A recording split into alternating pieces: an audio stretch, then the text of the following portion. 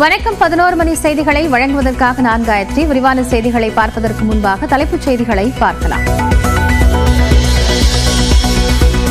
வேலூர் காட்பாடியில் கதிர் ஆனந்த் வீட்டில் காத்திருக்கும் அமலாக்கத்துறை அதிகாரிகள். கதிர் ஆனந்த் வெளிநாட்டில் இருப்பதால் பூட்டப்பட்டிருக்கும் வீடு.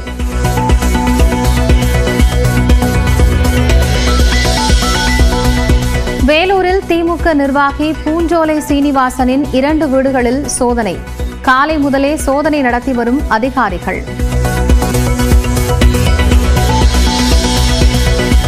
சோதனை தொடர்பாக வழக்கறிஞர்களுடன் அமைச்சர் துரைமுருகன் ஆலோசனை. சோதனைக்கு வந்தது யார் என தெரியவில்லை என்றும் அவர் பேட்டி.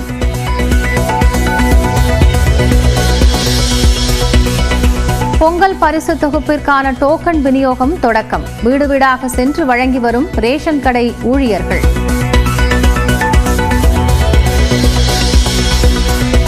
மாணவி வன்கொடுமை விவகாரத்தில் சென்னை நோக்கி மதுரையில் பேரணியை தொடங்கும் பாரதிய ஜனதா மகளிர் அணி. அனுமதி மறுக்கப்பட்ட நிலையில் சிம்மக்கல்லில் காவலர்கள் குவிப்பு. நீதி கேட்ட கண்ணகி தாயே எழுந்தருளு. கோவை உப்பிளிப்பாளையம் மேம்பாலத்தின் மேல் கேஸ் டேங்கர் லாரி கவிழ்ந்து விபத்து. தற்காலிகமாக வாயு கசிவை நிறுத்திய நிலையில் மீட்பு பணிகள் தீவிரம்.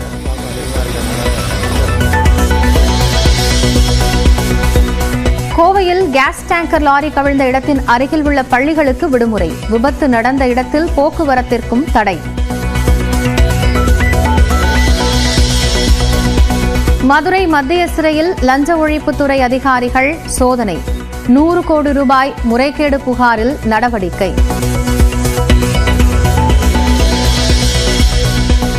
தங்கம் விலை மீண்டும் 58,000 ரூபாயை தாண்டியது. ஒரே நாளில் சவரனுக்கு 640 ரூபாய் உயர்வு. உதகையில் நடப்பாண்டில் முதன்முறையாக உறைபனி. திலைக்குந்தா, அவலாஞ்சி உள்ளிட்ட பகுதிகளில் 0 டிகிரியாக வெப்பநிலை பதிவு.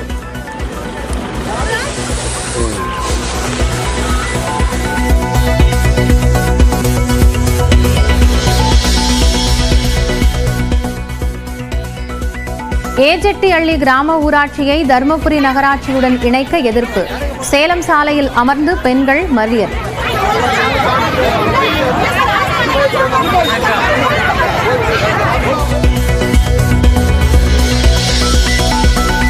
தமிழ்நாடு அரசின் சி மற்றும் டி பிரிவு பணியாளர்கள் ஆசிரியர்களுக்கு 3000 ரூபாய் பொங்கல் போனஸ்.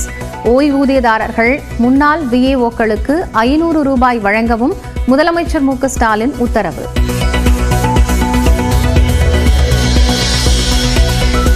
மன்னார்குடி சென்னை ரயிலில் மாற்றுத்திறனாளியை தாக்கிய விவகாரம். தலைமை காவலர் மீது 3 பிரிவுகளின் கீழ் வழக்கு.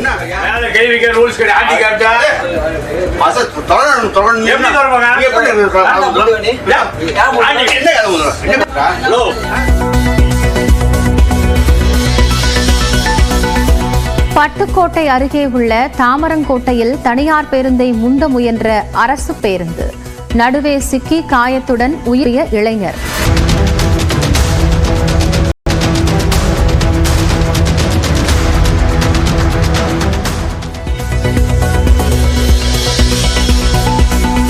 அமெரிக்காவில் தாக்குதலில் ஈடுபட்ட அமைப்பு 2 நாட்டு வெடிகுண்டுகளை சம்பவ இடத்தில் வைத்துள்ளார்.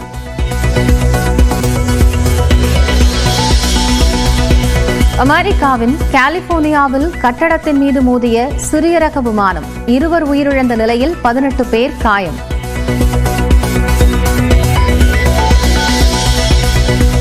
ஆஸ்திரேலியாவிற்கு எதிரான கடைசி டெஸ்ட் போட்டியில் இருந்து விலகினார் ரோஹித் சர்மா.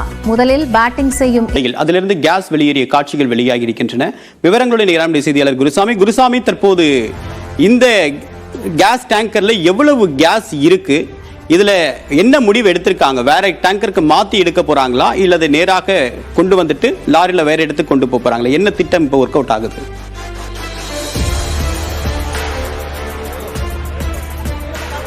தேவப்பிரியன், இன்று காலை 3 மணி அளவில் இந்த விபத்தானது ஏற்பட்டிருக்கிறது. விபத்து ஏற்பட்ட உடன் அதிலிருந்து வாயுவானது வெளியேறுகிறது. அந்த வெளியேறிய காட்சிகள் தற்பொழுது வெளியாகி இருக்கிறது.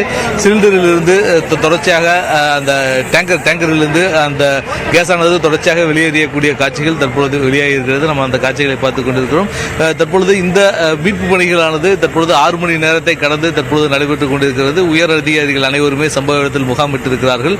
தற்பொழுது இந்த சிலிண்டரை, இந்த டேங்கரை அகற்றக்கூடிய பணியை தற்போது அதிகாரிகள் மேற்கொண்டிருக்கிறார்கள். மொத்தம் 3 திட்டங்கள் அதிகாரிகள் வசம் இருக்கிறது. அதில் ஒரு திட்டம் தற்பொழுது இங்கே கவிழ்ந்திருக்கக்கூடிய இந்த டேங்கரை நிமிர்த்தி மீண்டும் இந்த டேங்கரை நேரடியாக அப்படியே பீளமேடு பகுதியில் இருக்கக்கூடிய பாரத் கேஸ் நிறுவனத்தினுடைய பிளான்ட்டுக்கு கொண்டு செல்வது என்ற ஒரு திட்டம் இருக்கிறது. அந்த முதல் திட்டத்தை செயல்படுத்துவதற்கான பணிகள் தற்பொழுது நடைபெற்றுக் கொண்டிருக்கிறது. கவிழ்ந்து கிடக்கக்கூடிய இந்த டேங்கர் லாரியை தூக்கி நிறுத்துவதற்காக தற்பொழுது 3 கிரேன்கள் கொண்டு வரப்பட்டிருக்கிறது. டேங்கர் லாரியில் மொத்தம் 18 டன் கேஸ் ஆனது இருக்கிறது. இதன் காரணமாக அதை வேகமாக கையாளாமல் பக்குவமாக பொறுமையாக கையாள வேண்டிய சூழல் இருப்பதன் காரணமாக அந்த முயற்சிகளில் தற்போது அதிகாரிகள் ஈடுபட்டுக் கொண்டிருக்கிறார்கள். இந்த டேங்கரில் 18 டன் வரை எல்பிஜி கேஸ் இருப்பதன் காரணமாக அந்த கேஸ் எந்த பாதிப்பும் ஏற்படுத்தாத வண்ணம் பொறுமையாக இந்த கவிழ்ந்து கிடக்கக்கூடிய டேங்கரை தூக்கி நிறுத்தி அந்த டேங்கரை வேறொரு லாரி மூலம் பிளான்ட்டுக்கு கொண்டு செல்வது என திட்டமிட்டிருக்கிறது. இதற்காக இந்த டேங்கருடன் இணைக்கக்கூடிய கனெக்டிங் பிளேட் தற்பொழுது கொண்டு வரப்பட்டும் அது தயார் நிலையில் வைக்கப்பட்டிருக்கிறது. தற்பொழுது கவிழ்ந்து கிடக்கக்கூடிய இந்த டேங்கரை தூக்கி நிறுத்தி கொண்டு செல்வது என்பது முதல் திட்டம். தற்பொழுது அந்த திட்டத்திற்கு மாற்றாக இரண்டாவதாக சேலம் மற்றும் திருச்சி ஆகிய இடங்களிலிருந்து ஐஓசி பிளான்ட்டில் இருந்து மீட்பு வாகனங்கள் வந்து கொண்டு இருக்கிறது. அந்த வாகனங்கள் கோவைக்கு வந்துவிட்டால் அந்த வாகனங்களிலிருந்து இந்த சிலிண்டரில் இருக்கக்கூடிய இந்த டேங்கரில் இருக்கக்கூடிய கேஸை அந்த மீட்பு வாகனங்கள் மூலம் மாற்றிவிட்டு அதை இந்த டேங்கரை தூக்குவது என்று இன்னொரு திட்டமும் இருக்கிறது. அதுக்காக சேலம் மற்றொரு திட்டமும் அதிகாரிகள் வசம் இருக்கிறது. அது இந்த கலந்து கிடக்கக்கூடிய டேங்கரிலிருந்து பம்ப் மூலம் சிறிய அளவிலான டேங்கர்களுக்கு கேஸை மாற்றுவது என்ற ஒரு திட்டம். 3 அமலாக்கத்துறை சோதனை நடைபெற்று வரக்கூடிய நிலையில் அமைச்சர் துரைமுருகன் செய்தியாளர்கள் சந்திக்கிறார். நேரலையில் பார்க்கலாம்.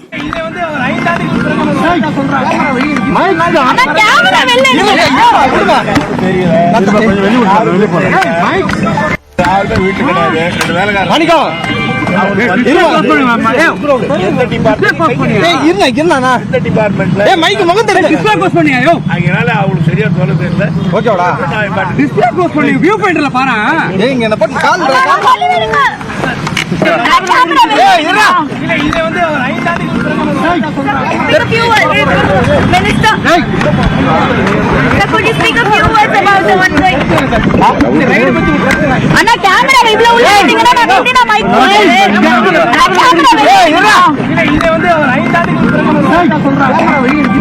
அண்ணா கேமரா வெளில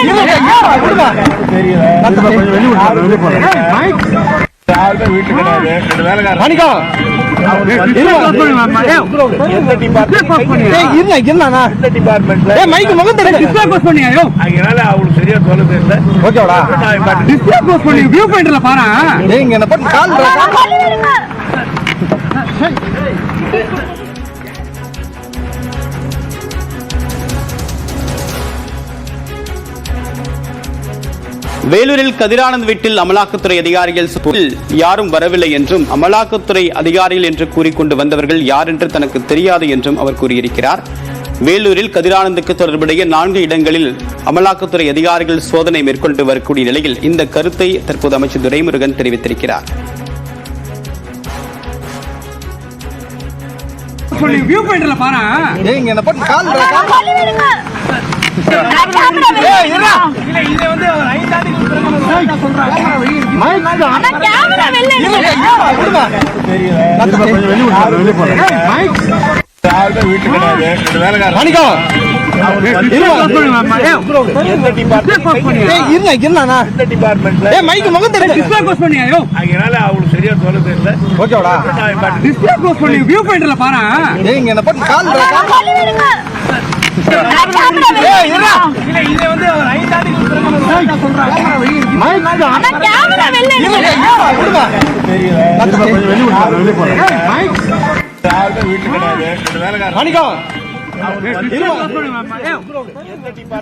அமலாக்கத்துறை அதிகாரிகள் சோதனை தொடர்பாக அமைச்சர் துரைமுருகன் தற்போது செய்தியாளர்களை சந்தித்து பேசினார். அதில் தன்னுடைய வீட்டில் யாரும் இல்லாத நிலையில் அங்கு வந்தவர்கள் யார் என்பது தனக்கு தெரியவில்லை என்றும் இது தொடர்பாக தற்போது செய்தியாளர் சந்திப்பில் அவர் கூறியிருக்கிறார்.